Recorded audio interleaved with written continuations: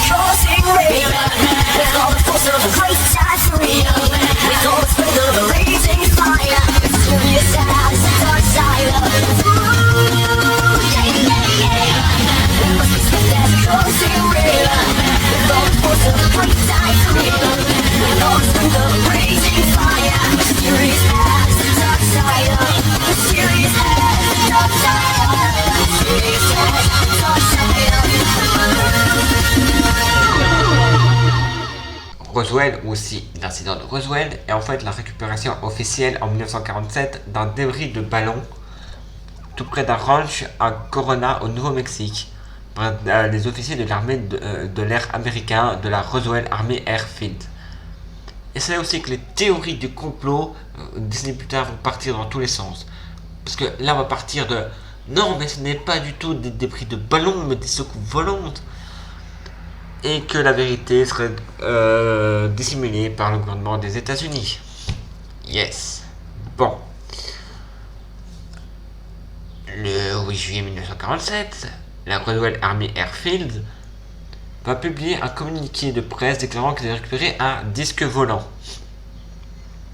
L'armée va d'ailleurs rapidement se rétracter à la déclaration et déclarer en fait qu'il s'agissait d'un objet écrasé comme étant un ballon météorologique, truc conventionnel qu'on emploie pour pas savoir la météo. Et l'incident va peu se tasser, mais il va refaire surface à la fin des années 70, lorsqu'un lieutenant-colonel à la retraite, Jesse Marcel, va être interviewé par un ufologue. En fait, les ufologues, ceux qui croient aux ovnis. Cet homme s'appellera Stanton Friedman. Donc, monsieur Friedman va interroger l'ancien lieutenant-colonel et celui-ci va déclarer qu'il croyait que les débris qu'il avait récupérés étaient extraterrestres. Les ufologues vont commencer à promouvoir une variété de théories du complot de plus en plus élaborées et de plus en plus nawak. Et tout le monde où plusieurs engins spatiaux extraterrestres s'étaient écrasés. Et voilà pourquoi je dis nawak, parce qu'il y aurait eu des extraterrestres dedans. Et c'est ce qui a engagé la dissimulation. Et pourtant, en 1994, l'US Air Force va faire un rapport en disant que l'objet écrasé est identifié un ballon de surveillance d'essai nucléaire du projet Mogul, qui était un truc d'observation contre l'URSS, parce qu'à l'époque on est en pleine guerre froide. Donc c'était j'espionne ci, j'espionne ça, enfin Vous allez voir que les théories du complot, à cause qu'on soit en pleine guerre froide, il y en a une, quand ils vont se terminer, on va aller dire what the fuck. Mais je vais voir tout de suite. Un autre rapport, en 97, va concevoir que les histoires du corps d'extraterrestres étaient en fait des mannequins de test qui étaient en fait un en haute altitude. Oui, voilà. Les théories du complot sur l'événement vont en fait persister parce que l'incident va intéresser beaucoup les médias, surtout les populaires. L'incident va être décrit comme la revendication OVNI la plus célèbre, même la plus exhaustivement étudiée et la plus démystifiée au monde en fait. Il faut savoir que la ville de Roswell, qui est sur le Nouveau-Mexique, elle n'a pas déménagé, même si les aliens se seraient posés, ils n'ont pas déménagé, va complètement capitaliser l'événement. Que le sous-officiel de la ville va désormais compter un petit bonhomme, un petit homme vert sur son drapeau par exemple, tandis que la ville contient d'innombrables attractions, événements, statues, même des iconographies ufologiques. Donc ça part en la ville de l'alien. En fait, il s'est passé quoi ce juillet 47? En fait, l'incident s'est produit au milieu de l'engouement pour les soucoupes volantes de 47. Enfin, il faut revenir un peu plus tôt pour cet engouement, en fait, pour revenir vers 32. Il faut revenir un peu plus tôt, il faut revenir vers 43, 44, fin 45, où on parlait d'armes ultimes nazies qui étaient des sortes de disques volants ou de trucs en forme de cigares géants qui pourraient faire des trucs exceptionnels. Enfin, voilà, on est en pleine fin de guerre, Seconde Guerre mondiale, début de guerre froide. Les théories d'armes hyper puissantes, on en est à un level up. Donc, ce 26 juin 1947, les médias à l'échelle nationale vont rapporter l'histoire d'un pilote civil du nom de Kenneth Arnold qui aurait vu ce qui va être connu sous le nom de soucoupe volante. Bon, les historiens feront un tas de chroniques avec plus de 800 observations limitées parce que voilà, les photos ça ressemble à ça.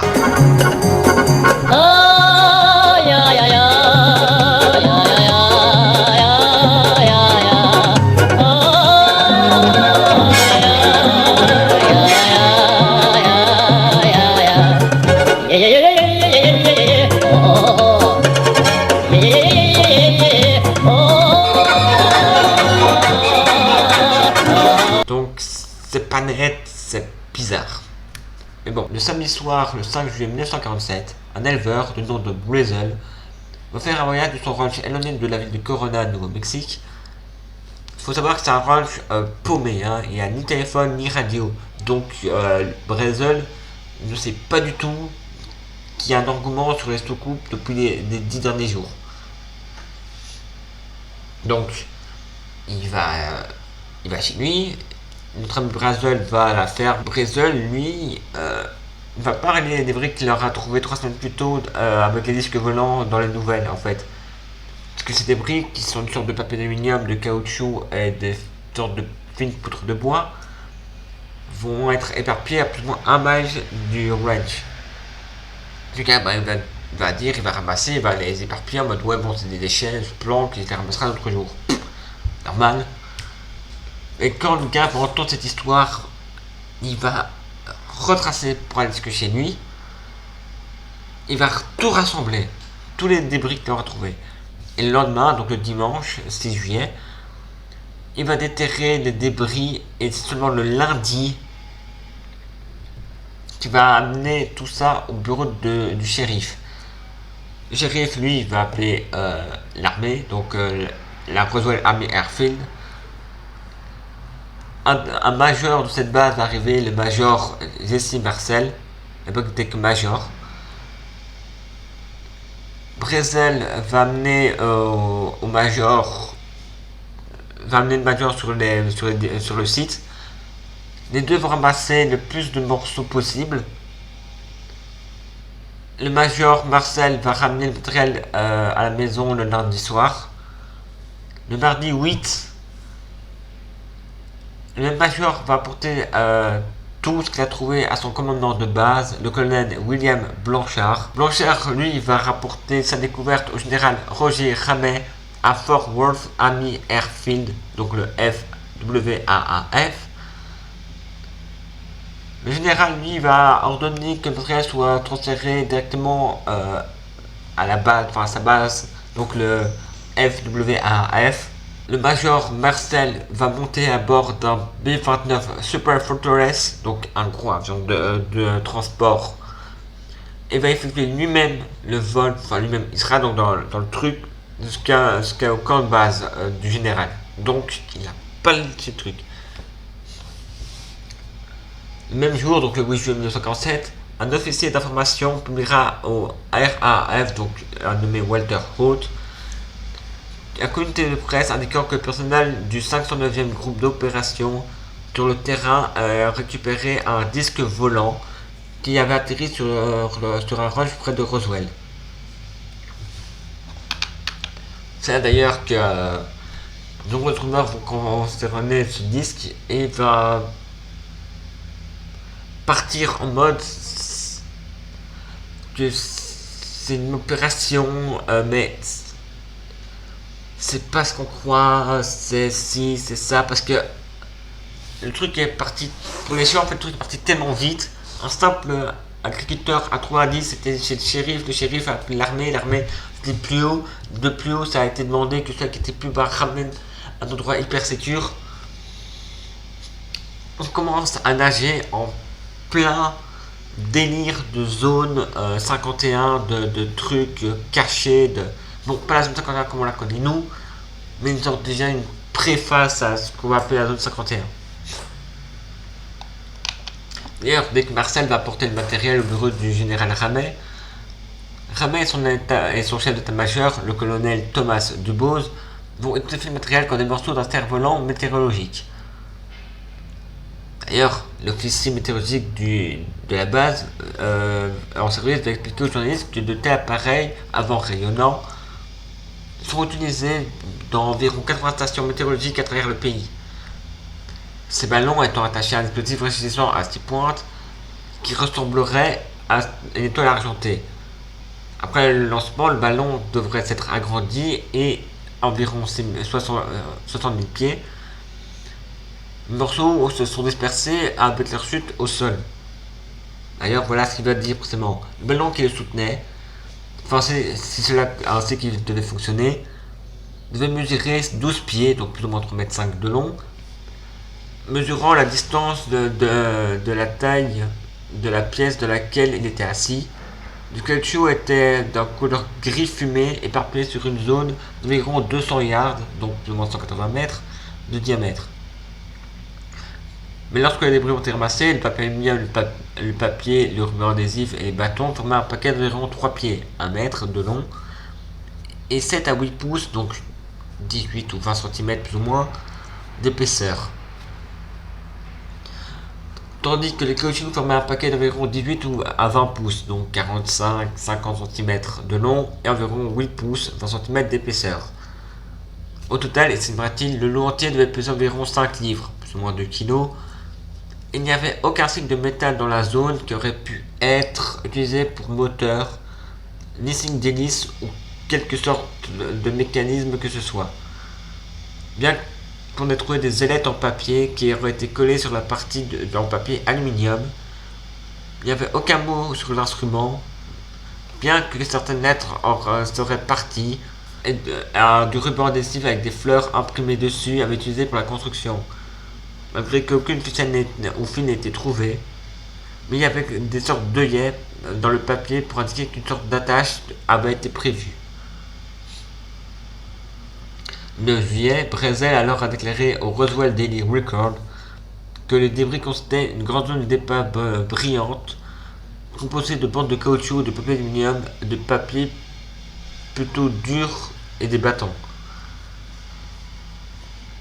Mais il prêta peu d'attention, mais revint plus tard avec sa femme et sa fille pour ramasser une partie des débris. Lundi après-midi, donc le 7, pour trouver les éléments de l'appareil météorologique. Ils trouveront quelques plaques supplémentaires en papier aluminium et beaucoup de caoutchouc. Ce jour-là, alors, il va être rapporté que Brazel aurait signalé les débris après avoir entendu des rapports sur le disque volant et se demandant si c'est ce qu'il avait ramassé. Mais quand il est allé voir le shérif Wilcox, on lui chuchota tout simplement que c'était. Non, il chuchota alors comme c'était un peu confidentiel.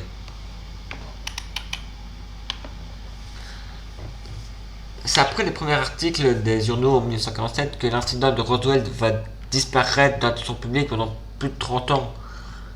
Bon, il y a eu la guerre froide, il va y avoir la guerre du Vietnam, enfin, les États-Unis vont s'engager dans pas mal de guerres. Il y a beaucoup de conflits, donc voilà, les États-Unis ont pensé à autre chose. Mais l'incident de Roswell va être repris dans des films, des émissions, des télévisions, même des livres.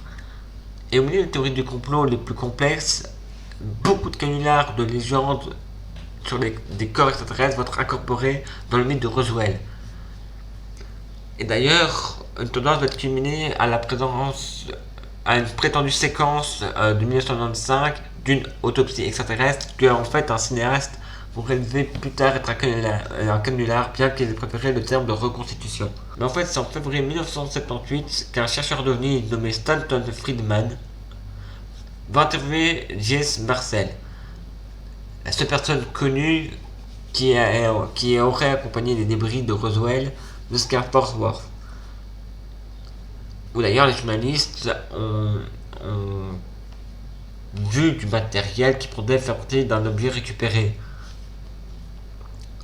Les versions que fera Marcel vont contredire celles qu'il avait fait à l'époque, donc en 1947. En 79, donc quasi un an après, la première interview filmée de Marcel va être présentée dans un documentaire appelé UFOs Are Real, donc les ovnis sont réels, qui va être coécrit de nouveau par Friedman. Le film va avoir une sortie très limitée, mais ensuite en fait va être syndiqué pour la diffusion. D'ailleurs, le 28 février 1980, le tabloïd sensationnaliste National Enquirer va attirer l'attention à la grande échelle sur l'histoire de Marcel. Et le 20 septembre 1980, la série télévisée In Search of, à la recherche de, va diffuser l'interview où Marcel décrit la participation de la conférence de presse de 47. En disant ceci: il voulait des commentaires de ma part. N'étant pas libre de le faire, alors bien que je pouvais le faire, je préférais me taire. Le général Ramet et ceux qui ont excusé auront dit aux journaux: je veux dire aux journalistes que si c'était le cas et de l'oublier, ce n'est rien qu'un ballon d'observation météorologique. Bien sûr, nous savions tous les deux différents. D'ailleurs, Marcel va donner l'interview finale au American Undercover du HBO, qui va diffuser en août 1985. Dans toutes ses déclarations, Marcel va constamment nier la présence de corps. Entre 1978 et les débuts des années 90, des ufologues tels que Stanton T. Friedman, William Moore, Carl T. Flock et l'équipe de Kevin D. Rundle, ainsi que Donald R. Schmidt, vont interroger plusieurs dizaines de personnes qui présentaient avoir des liens avec des événements de Roswell. Donc, à l'événement de 47, je précise. C'est alors en octobre 1980 que l'histoire de Marcel va être présentée dans un livre nommé The Roswell Incident de Charles Berlitz et de William Moore. Donc, le livre s'appelle L'incident de Roswell. Les auteurs vont écrire des livres populaires sur des sujets marginaux tels que l'expérience de Philadelphie et le triangle de Bermude. Voilà, quand je dis qu'on est en pleine fièvre de folie, de théories de complot et de trucs paranormaux, voilà, parce que l'expérience de Philadelphie, en fait, c'est un événement présumé d'un ancien marchand de marine américaine, chantier naval de Philadelphie, qui dit qu'une arme secrète américaine aurait été créée. Donc voilà, là on est en pleine, on nage de nouveau en pleine création d'armes, de trucs, théories, que là on est vers l'expérience Philadelphie, on est vers le 28 octobre 1943. Donc on est en pleine guerre, on est en pleine seconde guerre mondiale. Donc voilà, on est en pleine encore des trucs. Et l'expérience, enfin, et le triangle des Bermudes, le légendaire triangle du diable, le truc qui fait disparaître tout ce qui navigue, vole. On y verrait le Kraken, on y verrait la cité engloutie des Bermudes, d'Atlantide, enfin, c'est la cité, enfin, c'est le triangle où il y a beaucoup de théories dessus. D'ailleurs, le bouquin n'a pas été très crédité parce que, bien que Friedman affirmera avoir effectué des recherches pour le livre, le récit soutient qu'un extraterrestre volait les airs du Nouveau-Mexique pour observer l'activité des armes nucléaires américaines. Mais va s'écraser, frappé par la foudre en fait, tuant en fait des extraterrestres à bord, et que le gouvernement a préféré cacher l'histoire. Une historienne nommée Katie Olmsted va écrire que le récit de ce livre est devenu connu sous le nom de version 1 du mythe de Roswell. Parce que le récit de Berlitz est mort va dominer jusqu'à la fin des années 80. Parce que la suite, en fait, d'autres auteurs qui vont être attirés par le potentiel commercial d'écrire sur Roswell vont produire des récits rivaux.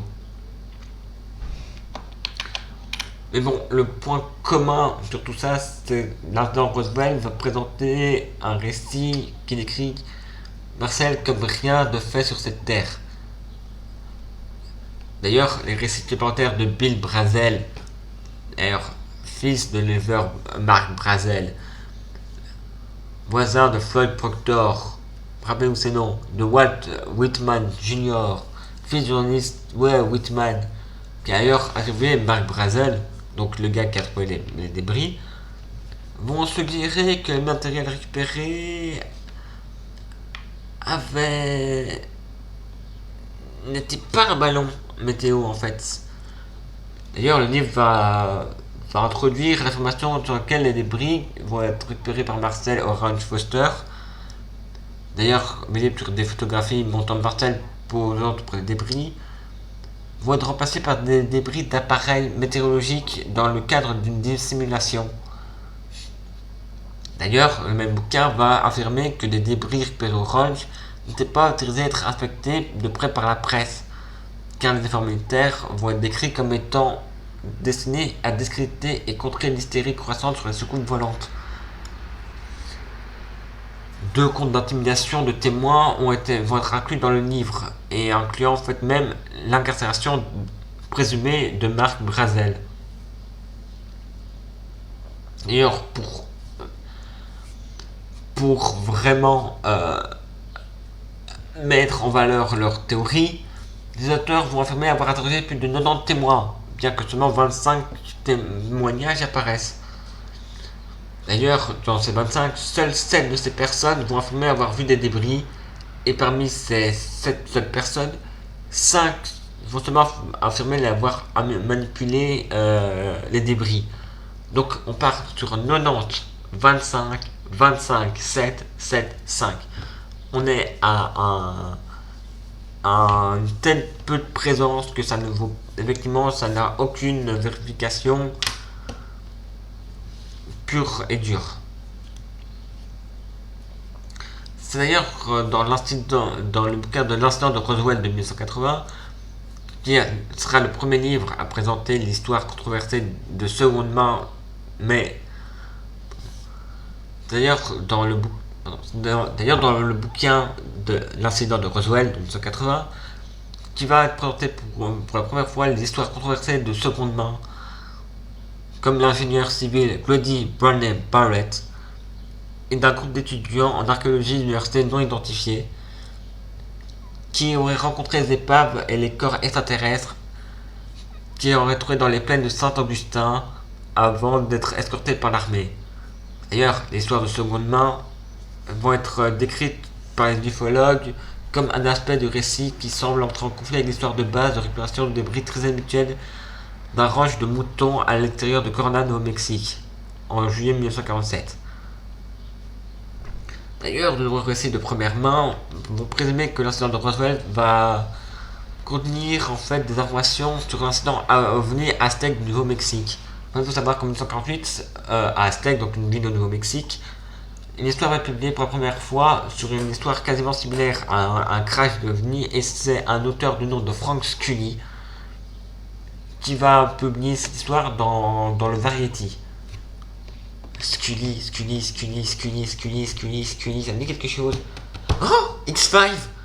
Joli clin d'œil à X-Files, hein, parce que le gars. Putain, mais les gays ont pris des rêves. Très beau. Mais bon, on va apprendre plus tard que cet accident de scoop volant va être un canular qui va être hacké comme une autorité nationale. Parce que justement, le journaliste Frank Scully va en faire des articles comme le dernier des soucoupes volantes. Le canular comprenait en fait des histoires de corps humanoïdes et des métaux aux propriétés inhabituelles. Ouch. C'est alors en 1991 que Kevin Rundle et Donald Schmitz publient UFO Crash at Roswell. L'OVNI craché à Roswell. Eux, ils vont rejoindre jusqu'à 100 nouveaux témoignages, y compris d'ailleurs un cordon militaire élaboré, une opération de récupération de débris au Ranch Foster. Et il va en fait prendre de nouvelles revendications d'une gouge qui s'étendrait en fait qu'à 4 ou 500 pieds, donc 120 ou 150 mètres du ranch. Donc ils ont agrandi la zone de recherche, ils ont rajouté des témoins, rajouté des nouveaux trucs militaires qui ont été pour l'opération de Roswell. On commence à être loin. D'ailleurs, les deux auteurs vont rapporter que le général Arthur Exon avait directement été mis au courant des débris et des corps, mais qu'il avait contesté la description, affirmant que ses commentaires étaient basés exclusivement sur des rumeurs de seconde main. Le livre de 91 alors va être publié à 160 000 exemplaires, et va d'ailleurs servir à la base pour un téléfilm qui va sortir en 1994, qui s'appellera tout simplement Roswell. Bon, on va remonter un peu dans le temps, on va retourner en 91. Un brigadier général à la retraite de l'USAF, nommé Thomas Dubose, notre ami Dubose, va poser avec des débris d'infographie de presse de 47 et va reconnaître publiquement l'histoire de la couverture du ballon météorologique, qu'on rend alors avec les aveux précédents de Marcel.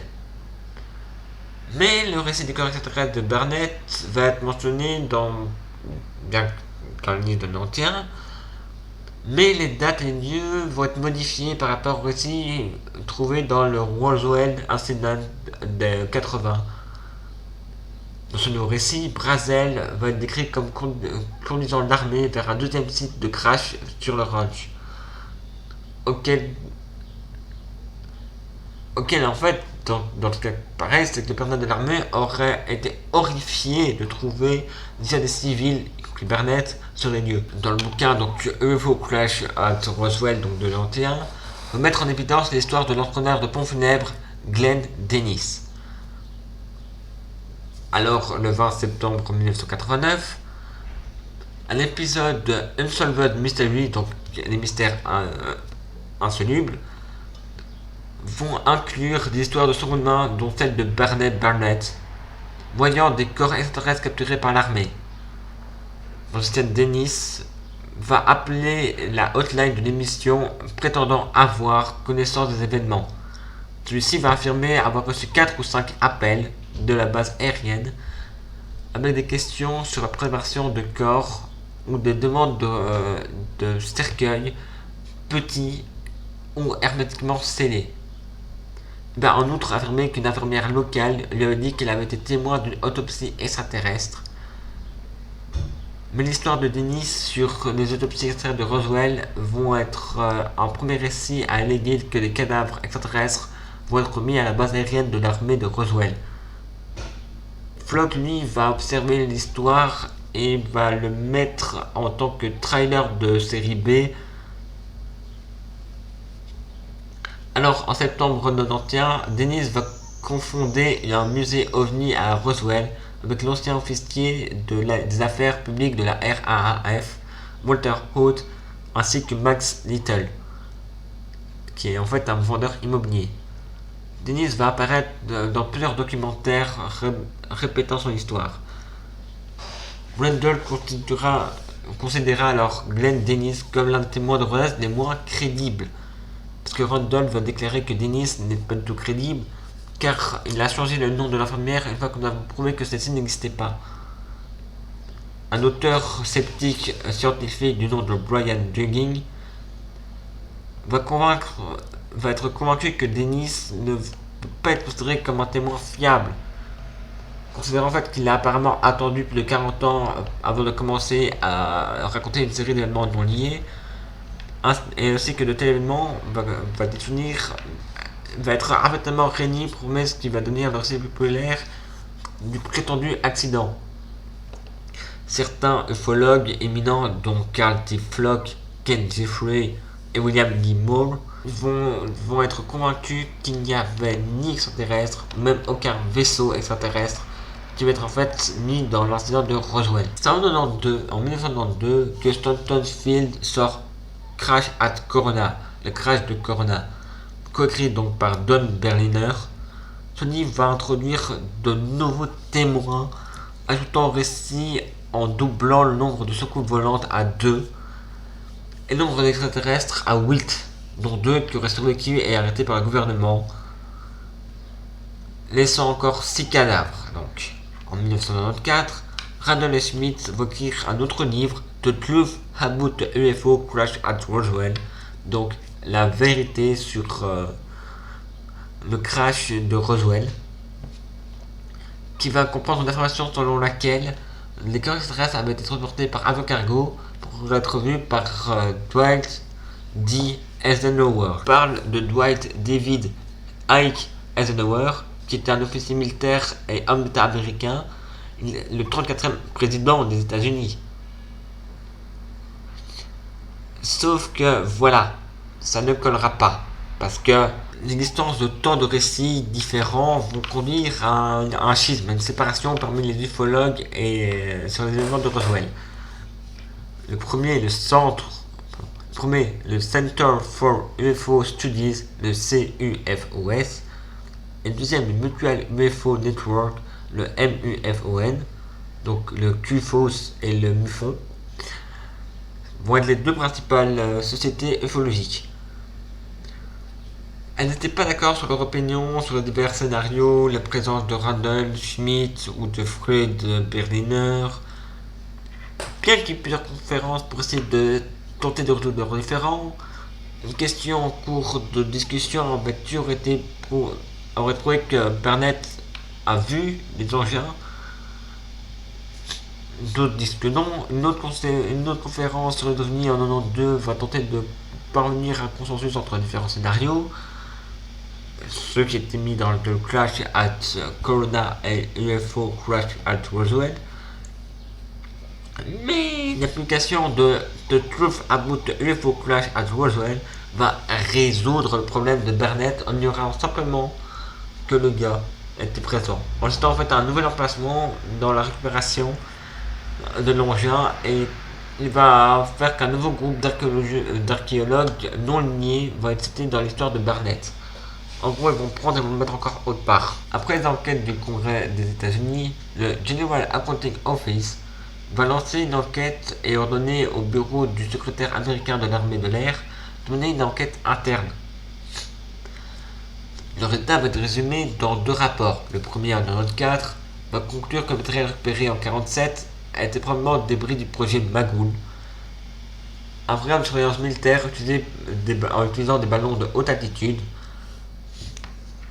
D'ailleurs, une partie va être déclassifiée à l'université de New York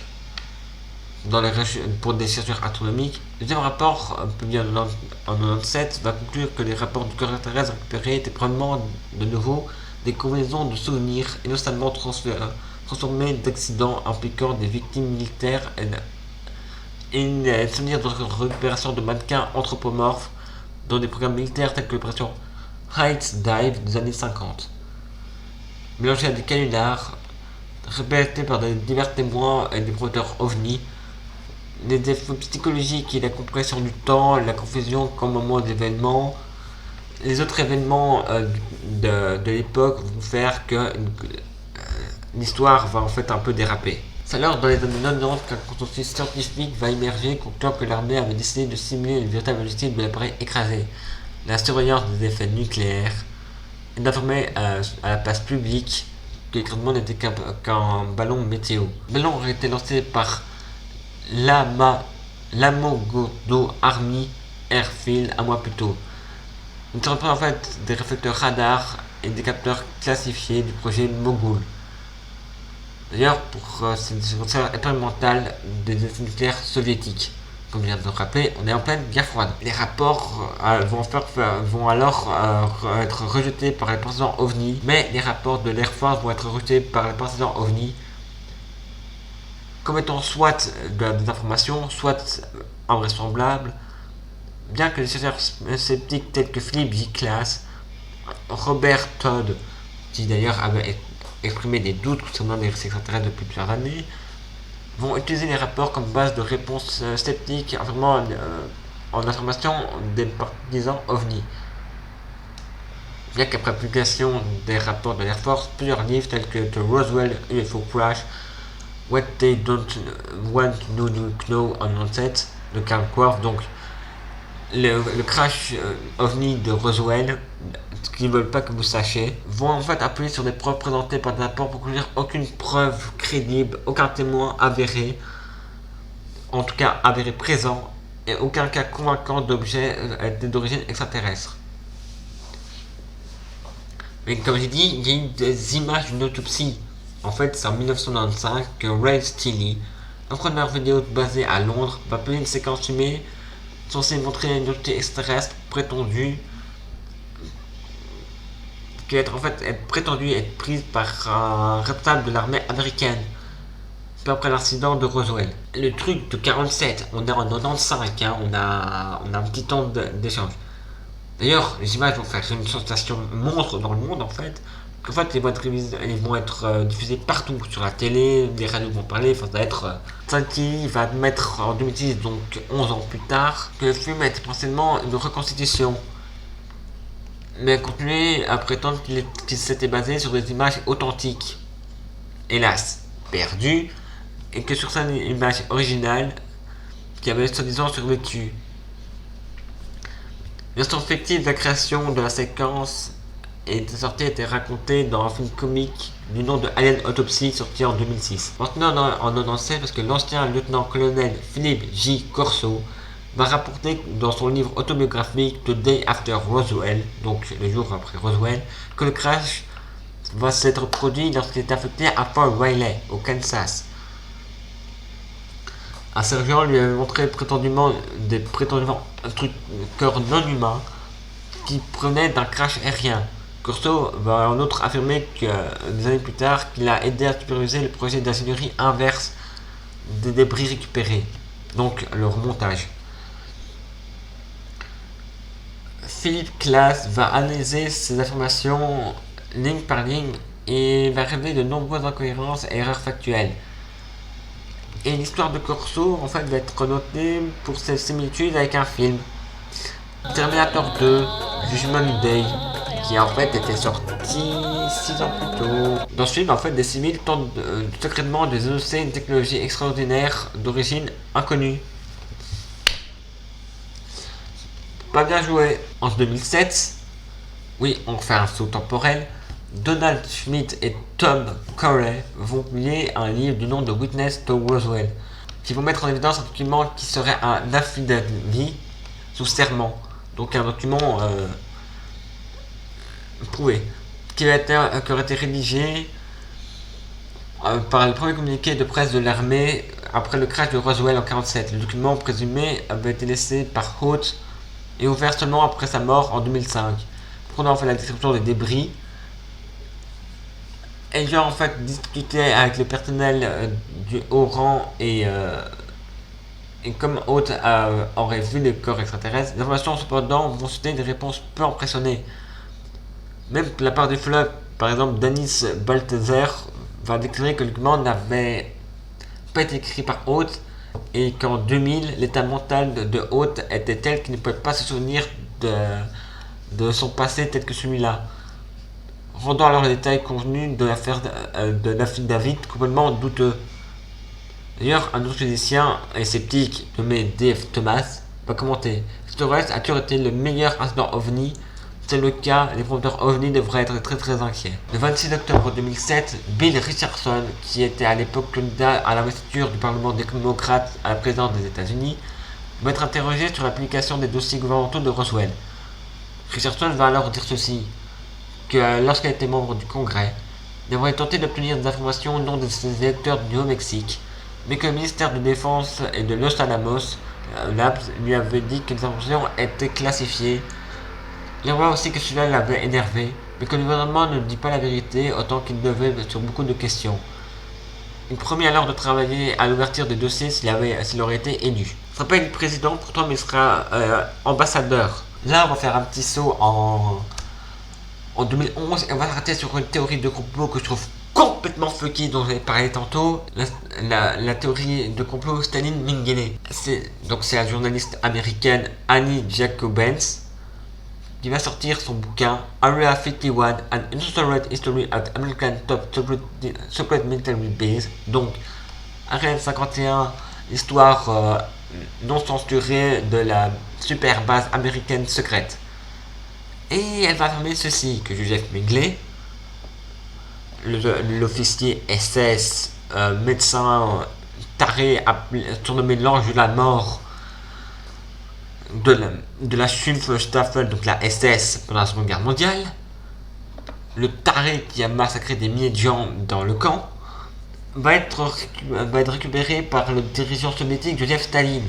Lui, le taré à moustache, le petit père du peuple, le roi du goulag, pour produire des scènes grotesques, des aviateurs de taille enfant pour piloter à distance et atterrir en Amérique afin de provoquer des hystériques semblables à celles d'Orson Welles dans la guerre des mondes.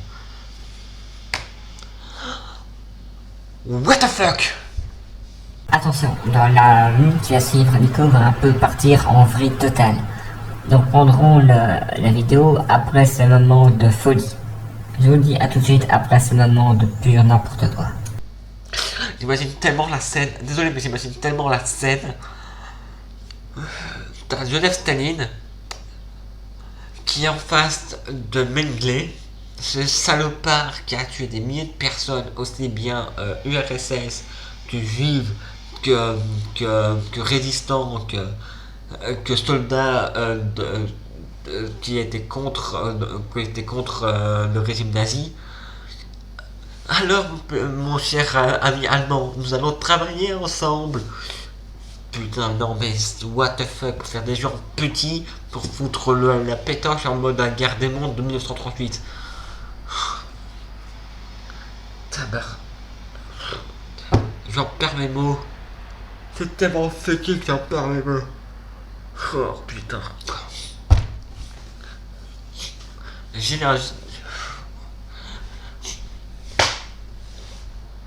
Mengele et Staline quoi. Mais oui. Non. Hein? Oh, vous n'avez pas m'arrêter ça, vous avez pété un câble. En septembre 2017, le journal britannique The Guardian va rapporter les diapositives Kodachrome qui, selon certains, montreraient un extraterrestre mort. Présenté pour la première fois lors d'un événement Be Witness au Mexique, organisé par Jay Mosen, auquel vont d'ailleurs participer plus de 7000 personnes. Quelques jours plus tard, ils vont révéler que les diapositives étaient en fait celles d'un enfant amérindien momifié datant de 1896 et qui avait été en fait exposé au musée archéologique Chapamusa à Mesa Verde au Colorado pendant de très nombreuses décennies. En février 2020, donc il y a 2 ans, un historien de l'Air Force va révéler un rapport récent déclassifié d'un incident vers 1951 au cours duquel 2 membres du personnel de Roswell vont enfiler des combinaisons radioactives mal ajustées ainsi que des masques à oxygène tout en récupérant un ballon météo après un test atomique. Et à l'occasion, ils auraient rencontré une femme seule dans le désert qui s'était évanouie en les voyant. On se dit alors que le Père Noël aurait pu être perçu comme comme quelque chose d'étranger, ne venant pas de cette planète. Surtout pour quelqu'un qui n'était pas habitué à l'équipement moderne de l'époque. Maintenant, voilà pourquoi beaucoup de gens ne croient pas beaucoup. Qu'en fait, le manque de preuves crédibles qu'un vaisseau se serait posé, beaucoup de gens croient à, à leur choix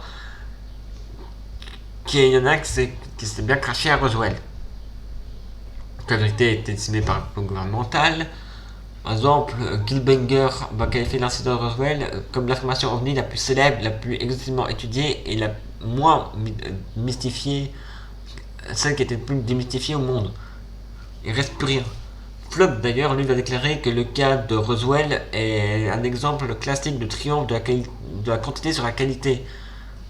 Parce que les personnes de l'histoire de scope écrasé pèlent en fait simplement ce qui semble de quoi étayer leur point de vue dans une boîte qui vont marquer évidence et dire tu vois, regarde tout ça, tout ce que nous avons raison. Peu importe les contradictions, peu importe le manque de faits à l'appui indépendant d'ailleurs, peu importe l'absurdité flagrante, parce que Korf va se dire que des incitations claires de certaines personnes pour voir l'idée que ce serait de Roswell, que de nombreux chercheurs ne vont pas faire un travail compétent, que le champ OVNI est composé de personnes en fait qui sont prêtes à profiter de la crédibilité, prêtes à faire payer en fait. Mais bon, on va pas tirer un coup parce qu'en fait, ça sert beaucoup parce que les groupes OVNI sont beaucoup, des éditeurs en profitent, Hollywood en profite, la ville de Roswell a l'envie, les médias en tirent pas mal, l'ufologie ça a explosé après ces événements. Mais même la science et sa méthodologie disciplinée est vraiment petite quand on voit tout ce qu'on ne trouve pas. Aussi bien dans l'espace que dans l'eau que dans la terre. Donc on a bien des preuves que nous ne sommes pas encore au point pour tout ce qui est recherche scientifique. Mais bon, d'un côté, on peut dire aussi quelles preuves le gouvernement américain peut donner. Parce que c'est aussi ça que les gens avancent. C'est certes les ufologues qui croient donc une preuve, mais le gouvernement n'a aucunement prouvé ni déclassifié des trucs qui pouvaient faire l'affaire définitivement. Donc c'est assez à double tranchant. D'ailleurs, voilà bien un problème qu'il y a, c'est le problème avec les témoignages. Bien que sur certaines personnes qui ont été interrogées par des chercheurs, seules quelques-unes de ces personnes vont affirmer avoir vu des débris ou des extraterrestres. La plupart des témoins ne faisant en fait que répéter des informations des autres. Flock nous va noter que sur ces 300 personnes qui ont été interrogées pour l'UFO Crash à Roswell donc de 91, seules 41 vont être considérées comme de véritables témoins, de première ou de seconde main. Et seulement sur ces 41, seulement 23 peuvent être raisonnablement considérés ayant vu les preuves physiques. Et parmi ceux-ci, seulement 7 vont affirmer que ce soit seulement des origines d'un autre monde sur les débris. Donc sur 300, on arrive à 41. Sur ces 41, 23, on va tomber à 7. Et sur ces 7 là sont seulement les personnes qui vont pouvoir dire pour avoir vu d'assez près pour dire que ce n'était pas terrien, que ça venait d'autre part.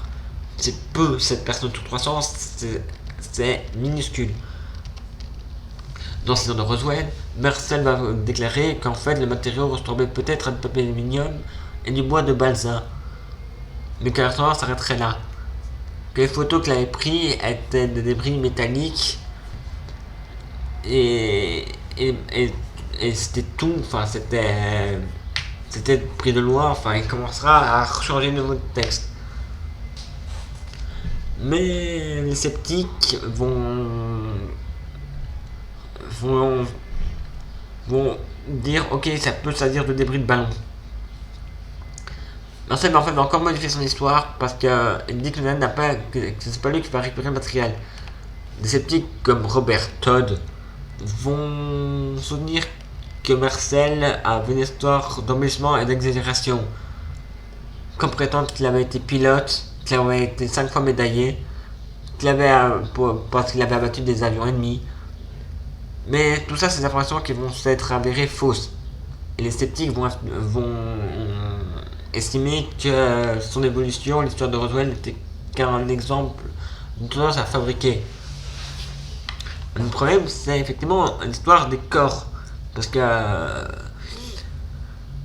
la fiabilité des récits, c'est la crédibilité. Parce que les témoins font des déclarations manifestement fausses, des récits qui vont être multiples et contradictoires, des aveux douteux sur des dites morts, des récits de témoins âgés et facilement confondus, ainsi que confus. Flock va noter que certaines personnes vont avoir connaissance supposée des premières bandes de corps extraterrestres, alors que quand il va arriver, les rapports vont avoir fait 31 ans après. D'ailleurs, dans la tradition populaire, on dit que les extraterrestres sont appelés des petits gris, ou les gris.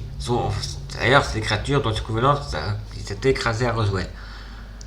Diverses informations vont les présenter, comme dit leur nom, ils sont petits avec des corps gris, avec des grands yeux globuleux. D'autres disent qu'ils vont être morts, etc. D'autres vont dire qu'ils ont survécu.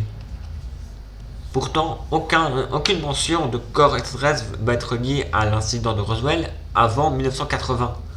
Avant, on ne parle tout simplement pas de ça. Donc, dans l'intervalle de 1947 à 1980, l'idée des extraterrestres gris va commencer à s'initier gentiment dans la conscience publique. Et commençant bien sûr par l'incident de Betty et Barney Hill. On va remonter dans le temps. En 1963, Betty Hill et son mari Barney vont consulter un psychiatre après que Betty fasse des cauchemars récurrents. Car oui, le 10 février 1964, le récit LBC, le réseau ABC, va diffuser un épisode d'émission télévisée de science-fiction tel Outer Limits, qui présentait un extraterrestre aux grands yeux, peau grise, vraiment très globuleux les yeux. Donc 2 jours plus tard, lors d'une séance d'hypnose, Barney Hill racontera à son psychiatre l'histoire d'un être aux grands yeux globuleux. Le concept psychologique moderne dit que Hill a connu ce qu'on appellera le syndrome de la fausse mémoire. Le syndrome est donc décrit sur laquelle on identifie et on fait une relation avec une personne ou quelque chose étant faux, un faux souvenir factuellement incorrect, fortement cru. C'est une imagination en fait, et on croit dur comme que c'est réel. Dans le cas, les méthodes thérapeutiques telles que l'hypnose conduisaient à la confabulation, donc de la fabulation, un mensonge coupé par des côtés de réalité et d'invention totale. Le 20 octobre 1975, le réseau NBC va diffuser le film fait par la maison inspirée des collines avec James Aaron, des présentations extraterrestres gris apparemment alors dans certains nombre de livres, des films d'ailleurs, des émissions de télévision. Par exemple, comme en 1977, rencontre rapprochée du troisième type. Grace va alors incorporer cette légende à Roswell.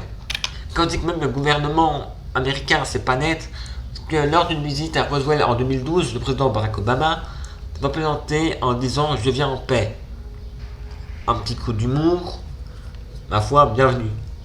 Quelques années plus tard, donc en décembre 2020, Obama va présenter avec Stephen Colbert « Avant, les ovnis de Roswell étaient les plus grandes conspirations. Maintenant, cela semble si apprivoisé l'idée que le gouvernement pourrait avoir un vaisseau spatial extraterrestre. » C'est alors en interview en 2014 que l'ancien président Bill Clinton va rapporter que son administration avait enquêté sur l'incident et dira, lorsque l'affaire Roswell est survenue, je savais que nous recevions des milliards de lettres. J'ai donc fait examiner tous les documents de Roswell, tout.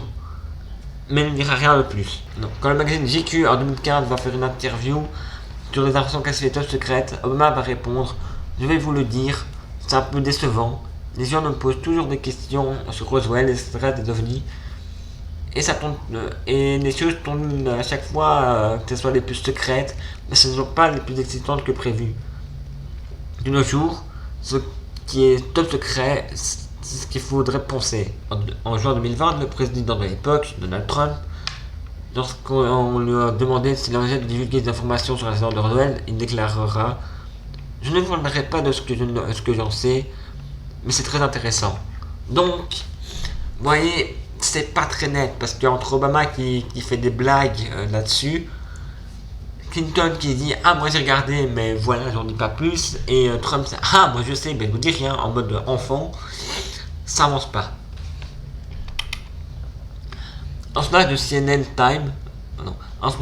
et du Time en juin 1997 va révéler que la majorité des personnes interrogées pensaient que les extraterrestres avaient effectivement visité la Terre et qu'ils auraient atterri à Roswell, mais que toutes les informations pertinentes étaient gardées secrètes par le gouvernement américain. Selon des anthropologues, donc c'est Susan Harding et Kathleen Stewart, l'histoire de Roswell est en fait un excellent exemple de la façon dont un discours est passé des marges au courant dominant selon l'ère et la domination. La préoccupation du public des années 80 était la conspiration, la stimulation, la répression. En même temps, c'était la guerre froide, c'était la fin de la Seconde Guerre mondiale, c'était un peu l'époque qui faisait ça. Que les gens voulaient des livres sensationnels qui étaient en cours de publication, les sceptiques et les anthropologues sociaux faire des récits de plus en plus élaborés aux usages forcés extraterrestres, dissimulation gouvernementale, etc. Des éminents sceptiques d'ailleurs comme Joe Nickel et le co-auteur James McGalla vont identifier un processus de création du mythe qu'on va appeler le syndrome roswellien. Le syndrome est très simple. En fait, pour faire un mythe, il faut 5 étapes. 5 étapes toutes simples. L'incident, la démystification, la subversion, la mystification, la réémergence et l'effet de train médiatique. Ce qui va faire en fait, par exemple, de Roswell, le premier exemple du meilleur cas du syndrome de son propre nom. Il y en a eu plein d'autres. Parce que, il faut bien dire quelque chose, c'est que, faut savoir un truc, c'est que Roswell, l'événement de Roswell va donner beaucoup de fiction populaire, comme dans le film Hangar 18 de 1980, où un vaisseau extraterrestre va s'écraser dans le désert sud-ouest des États-Unis, où les débris et les corps vont être récupérés, mais l'existence sera dissimulée. C'est le cinéaste James L. Conway qui va faire le film. Et d'ailleurs, il va le résumer comme la dramatisation moderne de l'incident de Roswell. La série télévisée X-Files entre 1993 et 2002 va aussi employer l'incident de Roswell. Par exemple, dans l'épisode de 1996, où ils vont faire une satire du film de Santelli, donc Alien Autopsy. Dans un épisode de Star Trek Deep Space Nine en 1995, les protagonistes de 24 Tech vont voyager et provoquer l'incident de Roswell. Même dans le film Independence Day de 1996, une invasion extraterrestre va provoquer la révélation du crash de Roswell. Dark Sky, qui est une série qui a daté de 1996 à 1997, présente une sombre conspiration pour simuler l'incident de Roswell. D'ailleurs, le slogan de l'émission est l'histoire telle que nous la connaissons est un mensonge. Une série de bandes dessinées qui s'appellera tout simplement Roswell Little Green Man, sortie en 1996, va être inspirée de l'événement de Roswell. La série télévisée 7 Days, qui est sortie entre 1998 et 2001, va présenter la technologie du voyage du temps et développer le crash de Roswell. Le film de 1999, conçu pour la télévision, Roswell The Alien Attack, va aussi présenter les survivants de Roswell déterminés à détruire la Terre.